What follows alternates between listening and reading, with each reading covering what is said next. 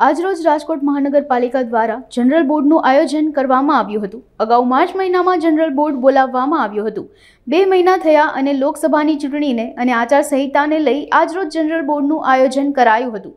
આ જનરલ બોર્ડમાં તમામ આઇટમો પેન્ડિંગ રાખવામાં આવી હતી અને જ્યારે આચારસંહિતા ખોલવામાં આવશે ત્યારે તમામ આઇટમો હાથ પર લેવામાં આવશે। આ ઉપરાંત જણાવવામાં આવ્યું કે જનરલ બોર્ડની અંદર જે કામ છે તે પેન્ડિંગ જ રાખવામાં આવ્યા છે। આમ જોઈએ તો જીપીએમસી એક્ટ કલમની મુજબ 2 મહિને આપણે બોર્ડ બોલાવવું ફરજિયાત હોય છે।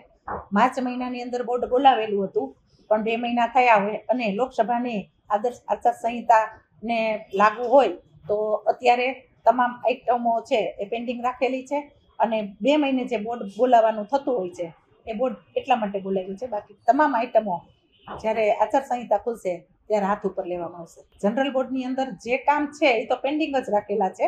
જ્યારે આચારસંહિતા ખુલશે ત્યારે બધા કામ ચાલુ થશે।